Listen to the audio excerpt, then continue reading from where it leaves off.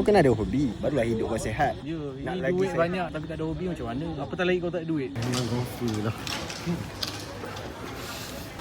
Van dah sampai. Van pick up player. Kita rasmi baju tailor-made from Bangkok. Bawa beli semalam. Cute. Tengok total berapa 19,000 baht. Kira 20,000 juga lah total. Kita main golf dekat Bangkok ni. Tujuan aku bergaul dengan orang ni, aku ada satu mission. Inilah dia. Sampai kat Bangkok lah. Daripada satu golf set pergi travel, dah jadi 3. More to come. This is it. Welcome to Bangkok.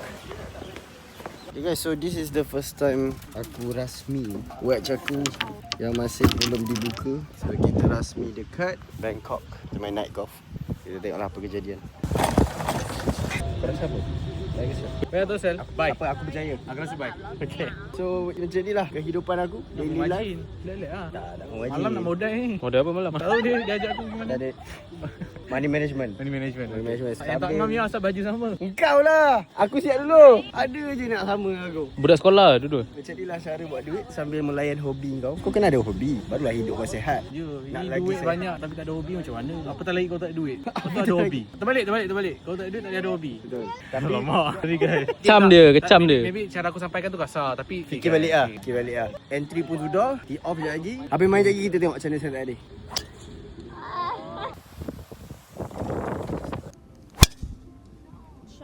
That's how you play. Ni boleh tiup.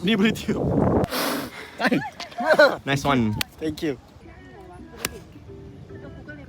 So ni hole keberapa lah? Tak pasti tapi dah masuk second 9. Kita orang agak rushing sebab masa dah lambat. Good shot. What a shot from Carl McElroy all the way from Malaysia to Bangkok. So far Bangkok punya padang memang macam ini. Sedap, green, cantik, terjaga, fairway terjaga, tee box pun terjaga. So mana lagi golf course yang best dekat Thailand? So korang komen kat bawah. Crocodile. Second shot on. Tengoklah kita safe par pun dah okey dah. Oh damn. This is for birdie.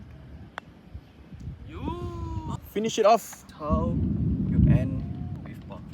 We finish 18 hole. We finally made it. Untuk aku ni kira bagus lah skor aku. Aku tak tahu lah untuk korang. So aku main 1 under on my second 9. Jeng. The score is 74. Not my best score tapi ni sama. a damn good score. Best score 74. Ni 74. Technically still best score. Still best score. Tomorrow break 74. Let's go. Yeah. Good game guys.